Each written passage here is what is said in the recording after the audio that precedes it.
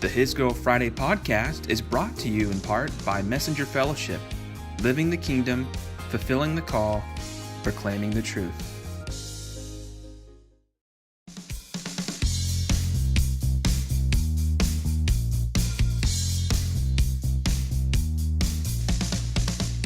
Welcome back to the His Girl Friday podcast, episode 3 of the new month/new year. I'm joined by my beautiful better half, Lissa Fry. Hello, Lissa. Hello, Cameron. Sounds so official. Yes, this is a historic day for a number of reasons. It's the first pod we're cutting together. It's the first time we've recorded 3 episodes in a month. And it's also the first time in our new location, in our second office. On our new equipment. Yes, that's true. So today we're going to talk about an episode we experienced last week on MLK Day. This pod was not one we saw coming, but we're very excited to share the content. Definitely. It's one of those moments where you go, I wish we'd never had to go through that, but I'm glad we did, and maybe we can help other people, and wow, I feel a little closer to the Lord as a result. So let's just dive into what happened, and then we'll talk about some application on the back end. Last Monday, Lisa and I thought it would be great to use that day off to take our kids, Everly and Caden. Caden just turned 3, Everly just turned 1 on Christmas, to the Adventure Science Museum / Center in downtown Nashville.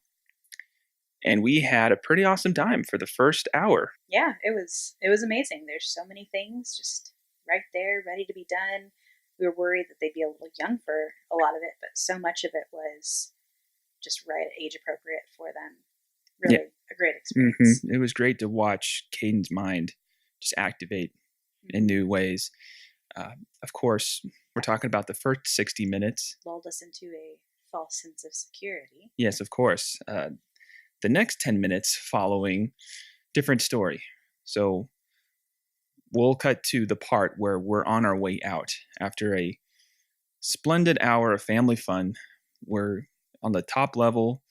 We are obviously on our way to the bottom level to exit the facility. And we have a stroller, which means we are limited to taking the elevator. Yeah, this is true. We're not often using a stroller.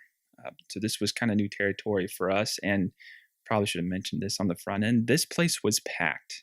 And, the first sign of trouble was not being able to find a parking spot. We had to play the waiting game. And thankfully, the Lord opened up a spot for us. I think he was definitely in control of this day, as we'll get to in a moment. But we're on the elevator, and there are a couple things going on. The first is we step in. It's just us. And we hear a weird voice coming over the intercom as we're about 3/4 of the ride down. We're only riding down 1 floor.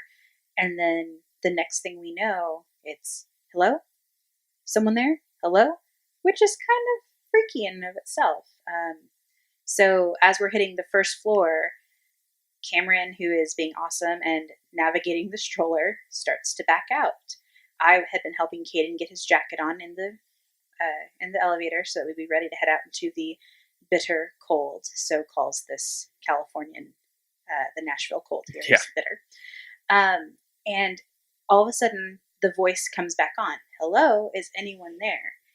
And as Cameron can attest, I tend to be someone who likes to be helpful and probably sticks my nose in where I shouldn't, trying to help out. And so I'm sitting here going, well, there's people waiting to get on the elevator. I don't want them freaking out. I don't want this person to stop the elevator because they think something's going on.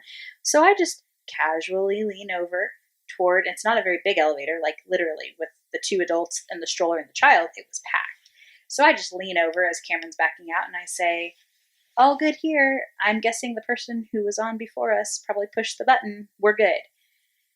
And I lean back to get off the elevator. Walk off, see Cameron with the stroller, and look around and go, where's Caden? Yeah, you're talking about a perfect storm here. I'm backing out the elevator with the stroller. I'm not going full steam ahead. And there's about probably between 12 and 15 people that I'm backing out into, kind of doing that boop, boop type thing. And so my focus is on parting the Red Sea in reverse. Meanwhile, I see Lissa doing her thing, and I'm like, well, that's just so Lissa. If it were me, I probably would have just let it go. But actually, for that 5 second period that Caden is 5 seconds. escaping, I'm actually thinking, it's actually, I'm endeared to my wife that she would be so thorough and dedicated to problem solve. It's one of the things I like about you. You are definitely one of the best problem solvers in the moment. Of course, this would come back to haunt us because That 5 seconds. was all it took. And there were people, as I mentioned, waiting to get on the elevator, so it was crowded. So they've already gotten on and headed up, and I look at Cameron and I'm like, "Where's Caden?" And we both look around, and he is nowhere to be seen. Now, ironically, earlier, probably about 30 minutes prior, I had tried to help another mom locate her 3-year-old. Because again, this place is a labyrinth of fun things for kids, and there's even like this, the whole center area is this big like play place, and so it can just be really easy to lose sight. And she found her kid, and it was all good. So I had this moment of, okay, I just helped this other mom look. They found their kid. It's okay. No big deal. So I'm like, well, I'll do a circle. You stay here with Everly just in case he, is right here and turns around and can't find us. So I do a circle. The more I think about it, the writing was on the wall multiple times. We forgot to mention the fact that even before you're helping that lady out, on the first floor post train exhibit, he had broken loose, and there was about a minute where we were looking for him, and we found him in the next exhibit over with the planets. And so, this wasn't the first time we had lost sight of him. Uh, so we were definitely on guard. So this is not like we're just tired and we want to go home. No. We were like already feeling on pins and needles, on eggshells with respect to security and keeping a track of Caden with a fine eye. Because, man, those 3-year-olds, they can get around. So, anyway, so I go and I do a circle. The first place I go to is the train exhibit because he had really enjoyed that. And then I circle back over to Cam thinking, oh, he's probably found him by now. And nope, has not found him. So I'm like, well, maybe he didn't get off the elevator. Maybe I missed it and he was actually behind me and he didn't get off the elevator. So let me go and I'll do a circle upstairs. And so I ride the elevator up and do a quick circle upstairs while Cam is looking around the first floor and come back down. The gift shop. He had mentioned that. Nothing. And so by this time I'm like, okay, I'll stay with Everly. You go look around. He goes to go do another thing. And at this point, we're probably about the 5-minute mark. And of course, as a mom, and I'm sure as a dad, your brains are going to the worst possible scenarios. What is it you said? When you're a parent and you can't find your kid, everyone looks like a predator. Well, yeah, every adult male without a kid seems like a potential suspect. Just because obviously, well, who are you with and what are you doing here? All those questions come into mind. There was an open door to a stairwell across from the elevator about 20, 30 feet. So after I perused the gift shop, because Caden had mentioned that he wanted to see that on the front end, I go up to the second and third floors. Apparently there's a third floor that we didn't really get to. It's the top of this jungle gym area that connects to the second floor. And there were a lot of kids and parents there. And so just like you talk about labyrinth, it was very tight, not just in the construction and in the aesthetics, but also you were surfing people left and right. So it was just a very overwhelming thing for someone who's claustrophobic. But that had to go to the side for sure. Yeah, it's amazing when all of a sudden something's going off with your kid, how all of your own personal hindrances kind of seem to melt away and you just become so single focused on, I have to find my child. I have to find my child. Mm-hmm. And so, yeah, so I've been sitting there and I'm like, you know what? I'm sure that this is a place geared towards kids. They probably have some kind of protocol. So I go up to the member's desk and I say, what's your protocol for lost kids? And they go, we take a report and we put it off over our channels and our team members will help look. I'm like, we have a lost child. And so I sit there and explain Mm-hmm. to them. And it's so funny how, like, as a parent, you, like, I'm explaining to them what he looks like. And then he gets on the radio and starts saying what what he's written down. And he says something wrong. And I'm like, no, no, no. It's this. It's not a gray jacket. It's a gray vest. Not a gray jacket, a gray vest, And it's, as a parent, you just feel like those little details, like, make all the difference. And it's so funny how here's someone who this is probably a regular part of their day having to put out the APB on kids. And I'm like, no, no, no. You need to get it right. It has to be right. Like, I want my child found. Right. Yeah. I'm thinking, are we going to be the next Amber Alert? You're not thinking, you're thinking, I hope this doesn't escalate to that point. But yeah, like you said, there's so many different things racing inside your mind. So we kind of elaborated on the external process. Internally, let's talk more about that. And I'll start with this. This was within the first minute. And again, I'm going to brag on you, Alyssa, especially since you're here. There's a moment where we look around, we do our initial 360 peripheral sweep. We don't see him. And you stop and you take a big breath. And I watch you just inhale, like, all right, this is what's happening. It's almost like you were accepting reality at that point. I'm not 100% sure if you were casting your cares and trust upon the Lord in that moment, but it sure looked like you were doing from my end. So that actually gave me a little bit of peace and calm as I started to hunt with you and track him down. So yeah, I just want to thank you for that brief moment. I think it set the tone for the next 10 minutes while we couldn't find him. Yeah. No, and that's funny because that's exactly what I was doing. Again, when I'd been helping that mom earlier look for her little girl, I'd just been praying and been like, Lord, you see her, you know where she is. And so I took that moment to say, okay, God, obviously it's really easy to believe you for someone else's missing kid. And now I need to put my, feet to my faith and say, I'm trusting you with my son as well. I refuse to get anxious about this. So help us find him. And so amazingly enough, within probably about a minute of putting out that APB, here comes this guy walking over with Caden, and Caden's clutching some little trains in his hand, ready to, coming over, and he's like, Mom, I was playing with the trains, and he has no idea that for the past 10 minutes, we have been looking for him. He has no idea that for the past 10 minutes, we have been going out of our minds. All he knows is he's been playing with trains, and now some guy has come and taken him and made him stop. I was a little worried at how readily he went with this guy, because he didn't even seem like worried. He wasn't even like, Mom, like, oh, there you are. Like, he was just like, Mom, trains, and he had no idea. He had no idea he was lost. That's correct. It's so funny because, and I don't know if we'll get to this later, so I'm just going to throw this in here, and if it is, you can totally edit it. We come back to out.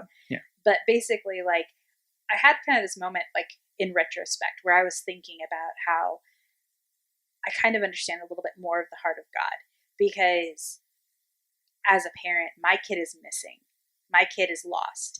And my focus is 100% getting them back. And I'm going to move whatever I need to move. I'm going to do whatever I need to do.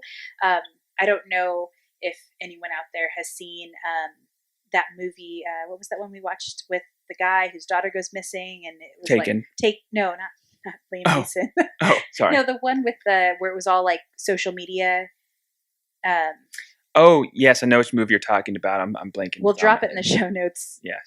But basically, it's like, as a parent, you just go into this like, I will move heaven and earth. I will find my child. And yeah, I guess Taken as a good example. Liam Neeson, like, I have a set of skills and I will find you, or whatever the case is. But what's so funny is, like, again, with our 3-year-old, he didn't even know he was lost. He was over playing with trains. He had no idea he was in danger. He had no idea that there were potentially unsavory characters around. He was just doing his thing, living in his self-absorbed, focused bubble. And how many times are we like that as human beings, where God doesn't, God is bending heaven and earth to get us back, to rescue us, to pull us out of our own self-absorbed mess.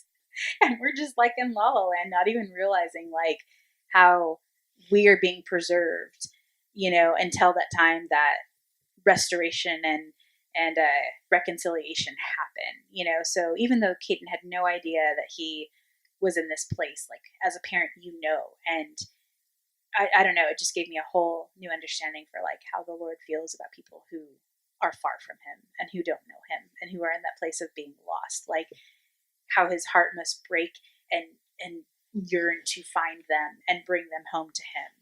And at the same time, how their ignorance, just because you're ignorant of your situation doesn't mean you're not in that situation. It's a good point. For me, the conviction starts with Caden having no fear of him being lost. And when we track him down, having to try and explain how this is not okay, this is not ideal. And he probably still doesn't realize that anything was wrong. And in the days after this event, I struggled. I kind of wish he was afraid.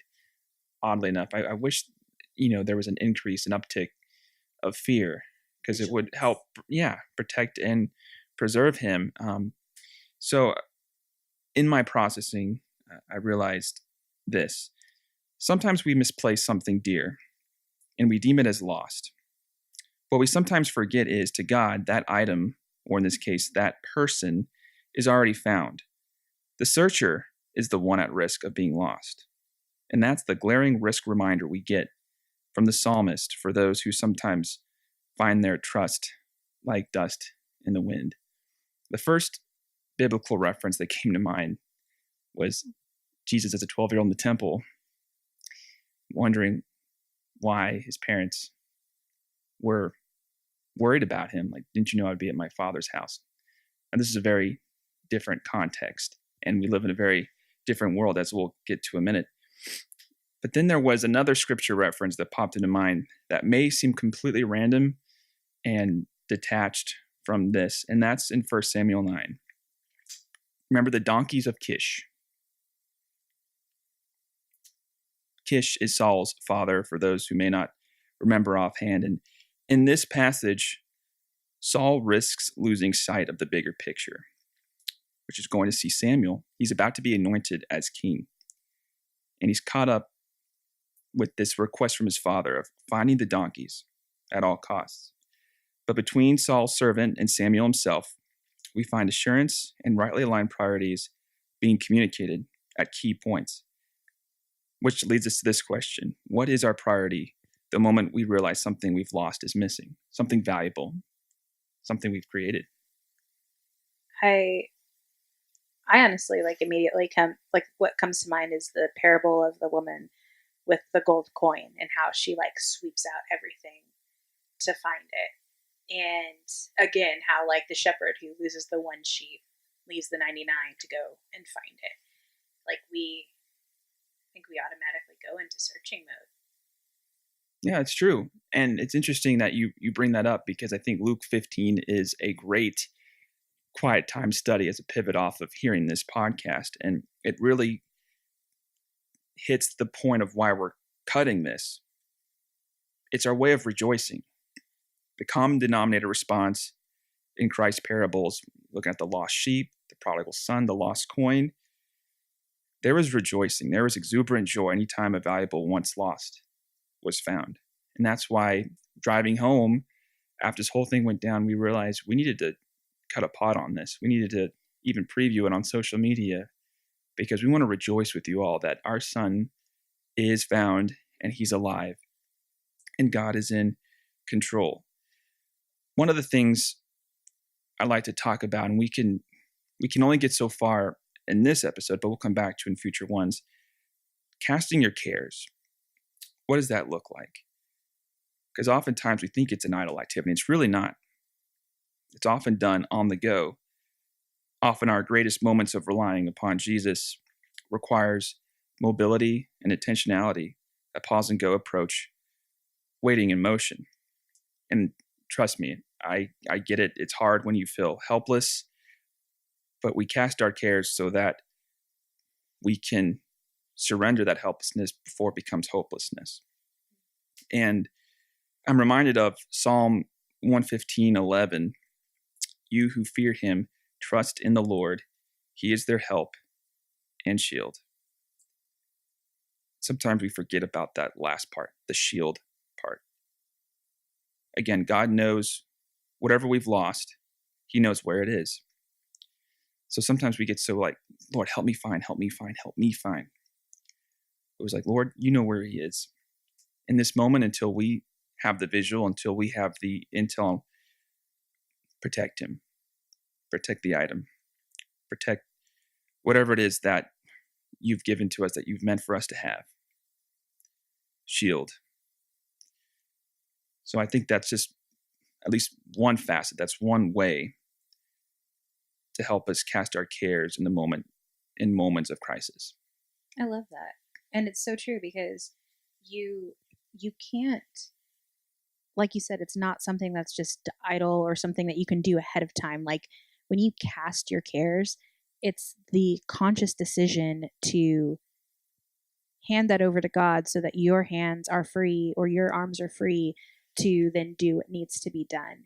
You can't, like, if we had just been freaking out and trying to figure out where Caden was, we wouldn't have been able to keep a level head and search for him. But by in that moment saying, Lord, I'm giving you this anxiety, I'm giving you this concern, I'm giving you the flesh part of me that wants to freak out, you need to I need you to handle that and keep me in that perfect peace that comes from having my eyes and my heart steadfast on you.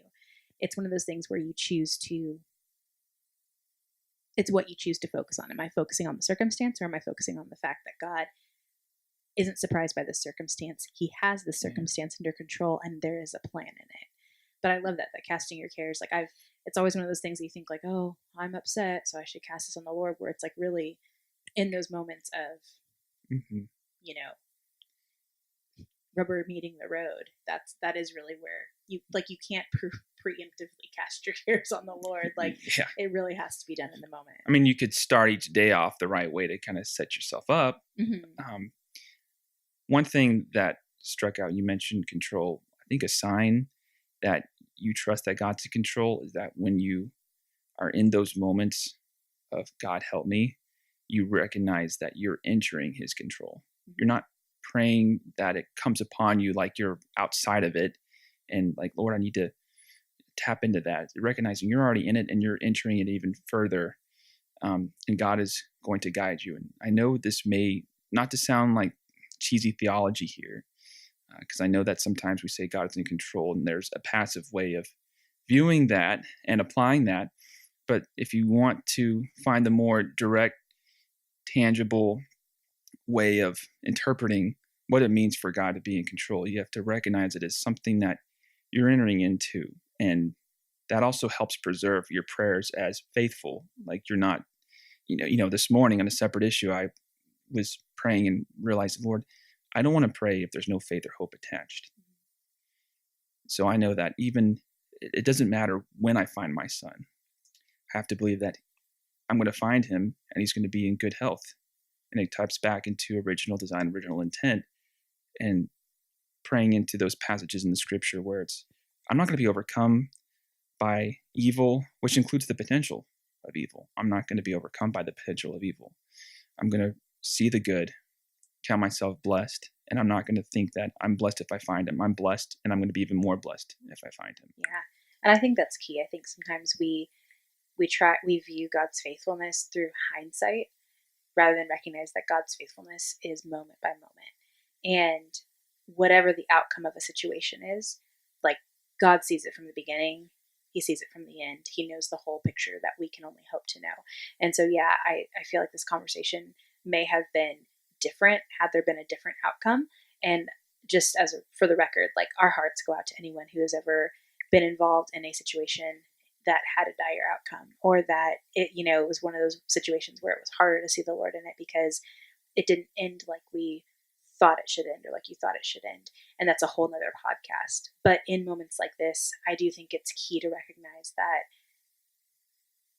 God's faithfulness is there regardless of outcomes, and recognizing in the moment, casting those cares on him, choosing to be submitted to his lordship and not get in our own flesh about how to navigate a situation. Like that's how you're able to walk in perfect peace. And so maybe like, it's easy. We're talking about this from a parental standpoint, but I think the same comes from it as in a ministry standpoint, like when you've got someone who's in your church or someone you're mentoring who's going through rough times, or where you can feel very personally responsible for the outcome of a situation. Those are still the moments that you have to look and say, Lord, you're in control. This is obviously not an ideal situation, but you know the outcome. You know where they are. You know that the situation isn't lost. The situation is firmly in your hands. And recognizing that that is the best place to be, no matter what the circumstance around you is. If the situation is in God's hands, it's where it needs to be. So I just want to encourage, I know the audience for His Girl Friday tends to be those who are in ministry, those who are looking to minister in the marketplace. And I know that we all encounter different situations where we maybe have lost our purpose, we've lost our hope, we've lost our vision, we've lost faith in a certain situation or a certain person or whatever the case is. But in those moments of loss, let's make sure that we are looking to the author and finisher of our faith, that our prayers aren't just lip service, like Cameron was saying, but that they are full of hope and faith that say, God, you have this in your hand. And rather than spinning out of control, I'm going to cast that care on you. Yeah, it's like if you've ever been driving on snow and ice and you skid, and I almost had one of these moments when I snow chased last week, you turn into the direction you're spinning or the direction you're losing control. Steer into the swerve. There's so much rich application to be found in that metaphor, and that's essentially what we did. And I love how you transitioned into something that's more, that bronze out into areas of influence and where we work and where we minister to. For some of us, we know what it's like to lose a kid, but chances are in our life on earth, that's going to span minutes, hopefully not at all. For many of us, we'll spend hours trying to figure out how to solve a situation or how to reach someone who is lost in a different way. And I know for me, I'm one of the worst at trying to make sense of my settings and surroundings. I will Sherlock the past. Sometimes if I am not yielded to the Lord in a point of surrender, I'll try to figure things out on my own strength and my own mind. And all of a sudden, I'm self-absorbed in the past, not in the present. And we're out of bounds from where Jesus is and where he, the space that he occupies. So it's interesting how some of these truths and principles we're talking about, they just apply to everything and everywhere, really. But that's how truths are. That's, like in the Constitution, we hold these truths to be self-evident. Guess what? That wasn't our original idea as humans. Like, God's truths are self-evident. They might be counter our own nature, you know what I mean? Because like you were saying, swerving into the skid, our knee-jerk reaction, if you start to lose control, is to jerk the other way. Yep. When really that's when you start tensing up, when you start resisting, when you start trying to fight the circumstance, that's when injury happens. That's when devastation happens. Whereas when you steer into that, like you were talking about, when you give over control and you say, I can't fix the situation, so it is going to have to play out, and God, you're good. It's amazing how the outcome is often so much less painful than it is when we're trying to control it in our own strength or our own ability.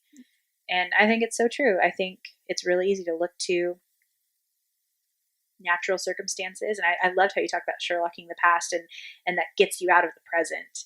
And like, God is the God of now. God is the same yesterday, today, and forever.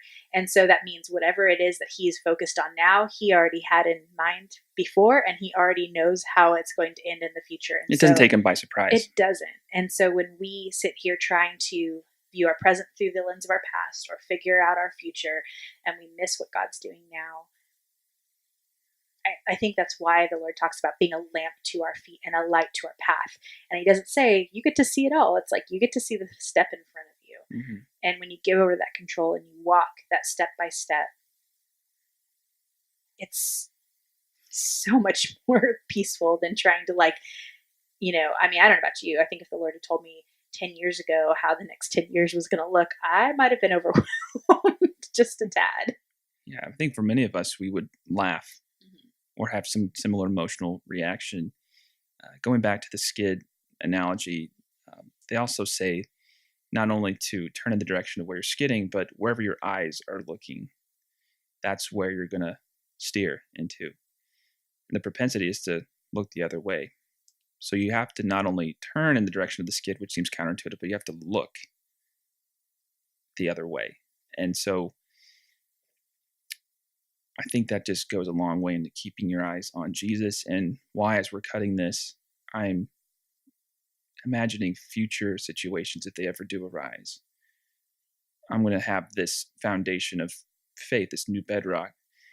We did it before, we could do it again by God's strength, of course, operating within us. It doesn't mean it's going to be any less easy, or the temptation to be overwhelmed will certainly be there every time. But it's like, we conquered our panic and we conquered it through Christ's help, and we'll keep conquering it again if similar situations arise. And because it wasn't a lapse of us watching him. It was literally an instantaneous, we're getting off an elevator. Like, that's all it took. You know what I mean? And so I just want to encourage all this, that you don't know someone else's story. You don't know where they're at. So just like I could say, like, hey, so if you see us in the future and we've got our kid on a leash, don't judge us because we know what it's like to almost lose him. You know what I mean? In the same situation, you may see someone who you don't agree with or you don't understand why they're doing what they're doing. You don't know what's brought them to that time frame. So that's why I think the Lord asks us to, again, cast our cares, not someone else's cares. Yeah. Like, that's why our relationship with God is worked out with fear and trembling, not someone else's. So you can pray and intercede for people, but again, you don't know what's brought them to that point. Yes. Casting judgment or making assumptions does no one any good. Just love them where they're at. Yeah, identificational repentance has its place, but you just hit on it. There's also a wrong way to go about it. You're not taking on the emotions that they're bearing, but the request to find freedom. Yeah. You're joining with them, you're partnering with them, and that's something that God does each and every time with us. All right. Well, I think I may have just heard our daughter, so I may have to jump off here. But it's been really fun to be on the show today. Yeah, we'll do it more often. This is great. We're in a new era now. Last year was a season of pioneering and just getting the pod off the ground, and now we are off the ground. We have a table set up. We're not doing as many. There were times last year where I had to record from my iPhone in the car because that was literally the only place I could. But thankfully, technology these days, it's advanced enough to where you probably can't tell the difference. Hopefully the quality is better. I'm sure it is. But thank you, Alyssa, once again for stopping by, for joining us, and thank you for your contributions. We'll just bring this in for a landing as Alyssa takes care of our daughter who is in need of some assistance, as it sounds. Real quick, just want to end this pod with a prayer of covering. And again, if you have any questions or comments or prayer requests, feel free to leave them in the comment section in the space below, or to personal message us at your convenience. All right, Lord, we thank you so much that you are the good shepherd, that you will temporarily leave the 99 to come after the one. You leave one wilderness and enter to another one, and you will never stop searching for us and pursuing us, regardless of the thickets and thorns we find ourselves in. We thank you that you delight with us when we find something we've lost. We thank you that nothing takes you by surprise, that you go before us each and every day, so that when we encounter these type of situations, we're entering into your control. We're entering into your rest. We're entering into your faithfulness. We thank you specifically that you led Lissa and I to Caden. 10 minutes could seem like an eternity in those situations. And yet, to you, you're outside time. You're interwoven into our midst, and you're guiding us like a light in darkness through the ups and downs and turbulences of life. Wherever we find ourselves today, we just declare that you are God. and that you are good first and foremost. And again, we thank you that nothing takes you by surprise.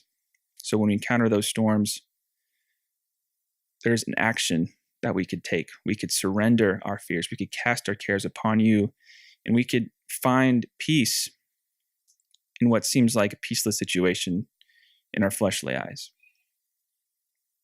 Be that rock, be that anchor, and be that shield. I prayed that Psalm 115:11 over our audience today, that you will be their shield in a spiritual armor context and also covering. Sometimes all we can do is stand. Sometimes all we can do is look. Sometimes all we know what to do is to realize, you know what? I'm not going to panic. I'm going to cast this fear of man, or this potential fear upon you before it gets to me, before it overwhelms me. The Bible mentions on a number of occasions we will enter into deep waters. Sometimes they're ankle deep, knee deep, chest deep, and they last for different lengths of time. But you, God, are the same now and forever.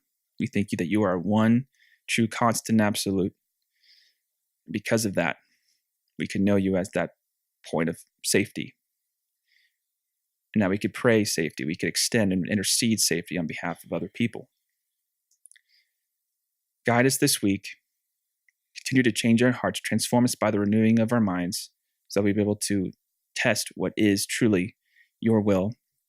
We pray, and we thank you that we have the mind of Christ, and pray that we will walk in that we will apply it, that we will activate the mind of Christ in our lives. We bless you, we exalt you, we extol you, we love you, Lord. As we bring this in for a landing, we just declare it one more time. We love you. Thank you for loving us. All right, guys, that's it. Have a great rest of the week. And as I always say, we'll catch you on the fry. Peace.